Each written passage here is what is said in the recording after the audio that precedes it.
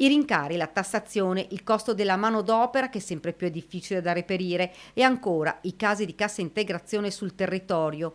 Questa e molte altre le sfide a cui le piccole e medie imprese sono chiamate a rispondere anche nel 2026. Il bilancio dell'anno che sta per concludersi e gli scenari economici futuri nell'evento di Confapi Venezia e Treviso che ha chiamato a raccolta oltre 200 imprenditori. Al centro dell'attenzione il tema dei mercati che cambiano molto rapidamente, non soltanto per motivi geopolitici.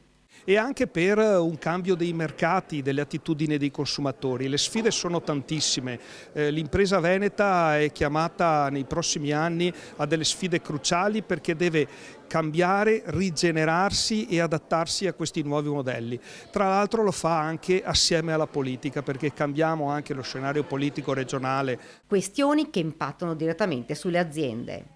In primis l'altalenanza del costo delle materie prime, che è una cosa trasversale, quindi prende sia dall'alimentare a tutti gli altri comparti.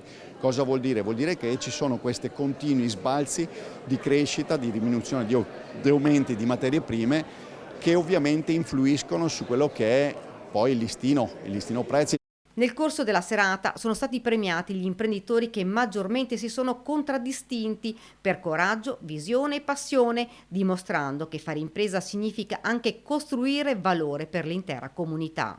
Il premio voce è andato al direttore di Media Nord-Est Luigi Bacialli, capace di portare all'attenzione le difficoltà delle aziende, ma anche di valorizzarne le caratteristiche. Si è parlato di imprenditori eccellenti, per questo, spiega il direttore, il premio dovrebbe andare ai fondatori di Media Nord-Est Giovanni e Filippo Iannacopoulos.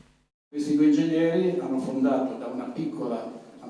rilevato una piccolissima azienda, un'emittente privata che si chiamava Telebassano Radiodiffusione, e l'hanno trasformata nel network oggi regionale più importante d'Italia. Cioè Media Nord-Est è a livello regionale il network più grosso per ascolti e per dimensioni.